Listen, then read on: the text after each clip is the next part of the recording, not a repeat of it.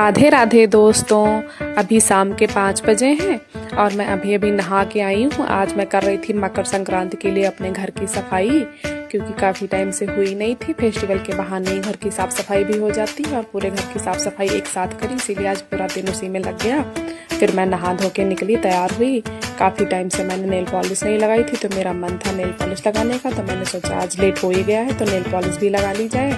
Nail polish लगाने के बाद मैं आई किचन में और फिर अपने लिए मैंने बनाई ग्रीन टी, क्योंकि चाय पीने का बहुत मन हो रहा था, थकान चढ़ गई थी, पर चाय बनाने में बहुत आलस आ रहा था, तो मैंने सोचा ग्रीन टी बना लेती हूँ। तो मैंने ग्रीन टी बनाई और अपने फेवरेट गाने चलाए और बैठ करके अपनी ग्रीन टी एंजॉय करी। आज नहा धो के मैंने सीधे नाइट सूट ही पहन लिया था, क्योंकि मैंने सोचा अब शाम हो ही गई है, बार बार क्या ही चेंज करना। और चाय पीते पीते मैं यही सोच रही थी कि आज शाम के डिनर में क्या बनाऊँ। हस्बैंड जी आ जाएँ तभी डिसाइड हो पाएगा कि आज क्या बनाएं।